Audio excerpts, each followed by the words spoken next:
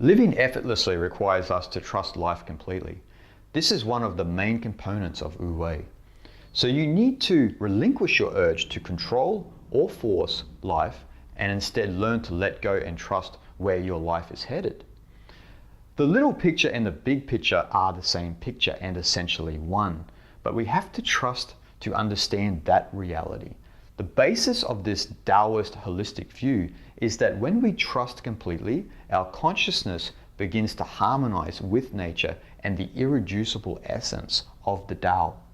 Harmonization occurs when we empty our mind from everything that blocks us from flowing with the stream of the Tao. When this happens, you begin to harmonize with life because you will become an extension of the universe. A great example of this trust and eventual harmony is the famous Kon-Tiki expedition embarked upon by Norwegian ethnographer and adventurer Thor Heyerdahl and his small crew back in 1947. Heyerdahl had a deep belief that he was one with nature and trusted where it would take him. To exhibit this, he planned to travel out into the vastness of the Pacific Ocean from Peru in just a small balsa wood raft. He believed that if he trusted his organism and the ecosystem of the Pacific Ocean, then they would harmonize if given the time to do so. Amazingly, when Heyerdahl and his crew began to drift out into the Pacific Ocean, the balsa wood raft began to swell up, binding the logs together more securely, making the raft more durable for tough conditions. Then, of course, there was the issue of food.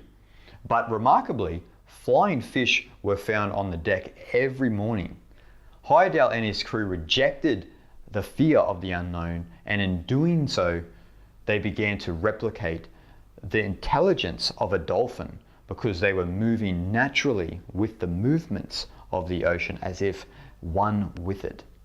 They were in perfect harmony with the course of nature by following the path of least resistance.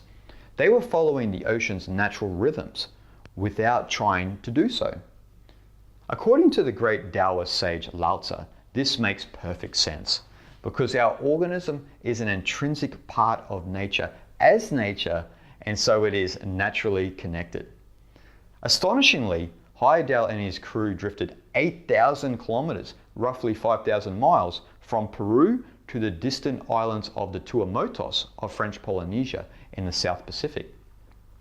Without control or force, Heyerdahl's trust made him an aperture for the universe to express its nature. But does this mean any of us should try and replicate Heyerdahl's feats? Of course not.